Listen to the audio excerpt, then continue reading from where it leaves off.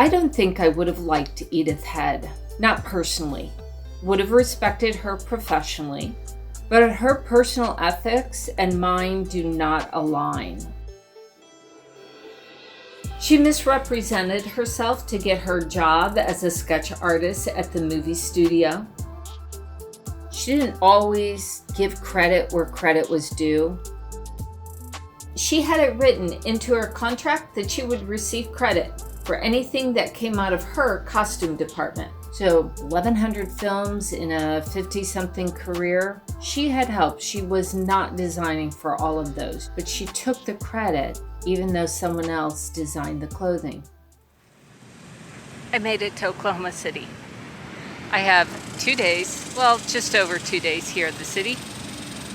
And my main reason is over in the building behind me, I'm going to see the Edith Head exhibit.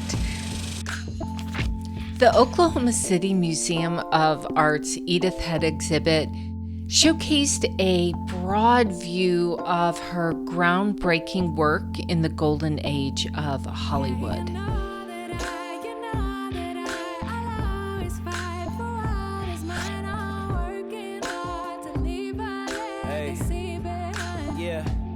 Leaving for my little ones, my real ones, for people trying to feel some, for all the bridges burned along the way and how we still run and still swim, even though we underwater, never hit the kill switch and overcome like everything. So throughout the exhibit, we see work of Edith Head from her early days up until her Hitchcock collaboration in the 1960s and early 70s. Through the eye of the storm, lived through the lows, got me higher in form. Soldier soul, now you got buyer's remorse. I stay composed when them bloodsuckers hit me with a tireless swarm. I've been down, but never finished, been bound. So we saw in the exhibit Grace Kelly's dress that she wears in Rear Window. And a little off to the side is a photograph. Now, the board is maybe 6 or 8 feet tall, but the image of Grace Kelly in this is life-size.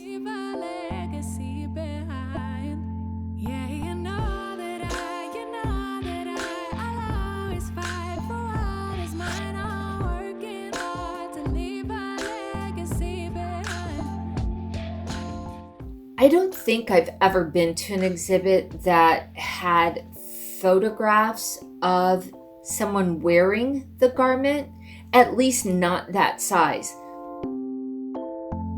I'm not one who is going to be able to look at a 3 or 4 inch tall Grace Kelly and say, oh yeah, I see how beautiful that dress is on. No, I'm the person. I needed to see it life size to really understand how the dress that I'm looking at on a mannequin form actually translates to the screen and helps the character development. Getting there is half the battle, staying there is much harder. I've been flying out to islands so remote we must charter. If I have to name my favorite part of the exhibit, it has to be the sketches.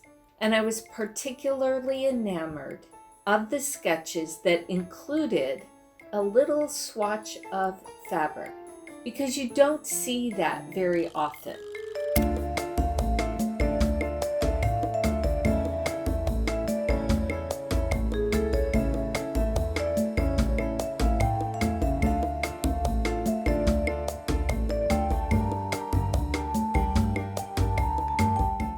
I was surprised. I was not expecting 20 sketches to overshadow 70 outfits, but they did, for me.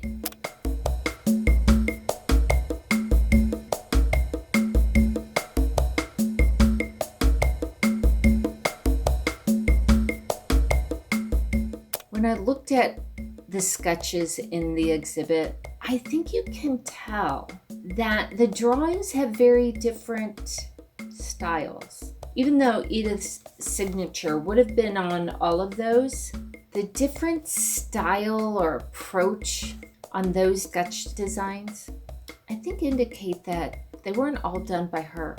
The signature, that's an approval signature, not a signed by, not a created by signature. That's my opinion.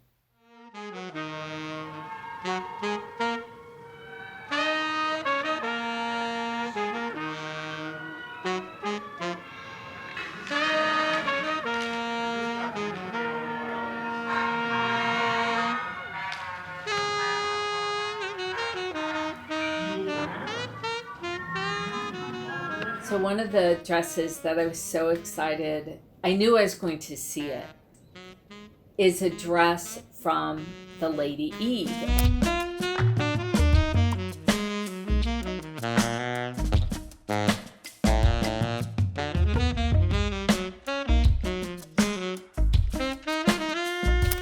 I love old movies. I love the opportunity to see them on the big screen. I saw Barbara Stanwick with Henry Fonda in The Lady Eve. My favorite dress from this movie is a black two-piece dress. So you see Barbara Stanwick, she's wearing this black skirt and she has a short sleeve top with a sweetheart neckline. And the top is really short. It shows her midriff. During this time in Hollywood, the Hays Code prevailed. And showing an actor's midriff would violate the Hays Code.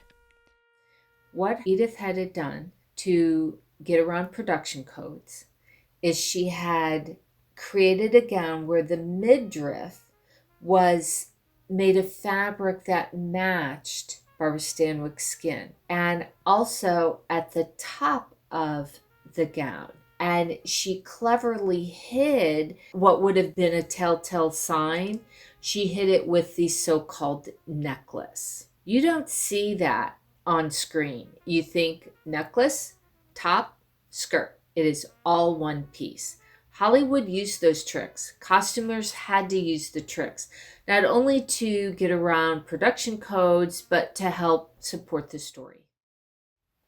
There is one costume and photo of Audrey Hepburn wearing a yellow suit in the exhibit. And it doesn't surprise me that the exhibit included something for Audrey Hepburn because Edith Head is credited with creating some of the gowns that she wore. They were sometimes designed by Givenchy and not Edith Head, even though Edith Head got credit for them. So even as controversial as Edith Head was, you cannot deny that she was very successful, very influential, and she has a lasting legacy. The Hollywood Golden Age would not have been the same without Edith Head. The next time you're selecting a movie to watch, consider selecting one of Edith Head's movies. And when you watch it, look at how the clothes support the actor and the story.